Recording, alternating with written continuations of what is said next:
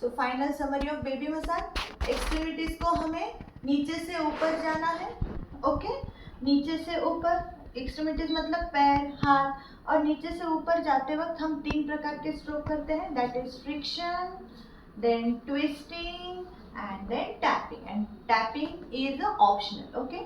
फिर हम आएंगे जॉइंट के ऊपर, जो भी जॉइंट है वहाँ पे सर्कुलर मसाज करना होता है हल्के हल्के हाथ से। तो जो एक्सट्रीमिटीज का है ये आप 10 से 15 स्ट्रोक दे सकते हो, सर्कुलर मसाज के भी आप 10 तक स्ट्रोक दे सकते हो।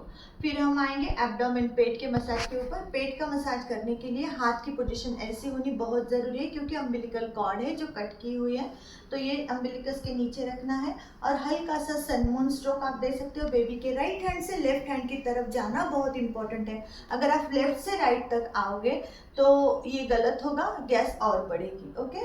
एंड देन मैंने बताया I love you stroke. I love you stroke में यहाँ से नीचे से ऊपर, फिर यहाँ से ऐसे, फिर यहाँ से नीचे, जो गैस बाहर डालने के लिए बहुत मदद करता है, ओके।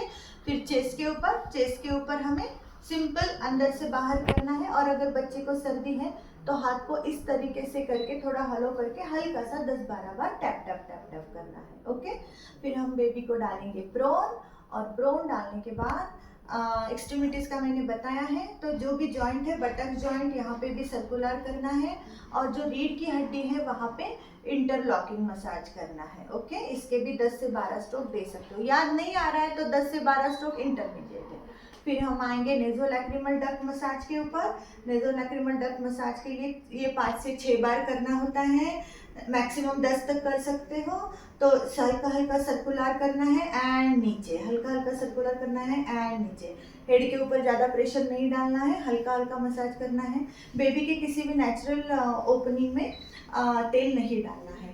और सबसे इम्पोर्टेंट है, बेबी के ब्रेस्ट में हल्का हल्का दूध दिखता है कभी कभी, दिस इज बिकॉज मदर के हार्मोन्स, जब बच्चा पेट में रहता है तो मदर के हार्मोन ट्रांसफर होते हैं, इसलिए।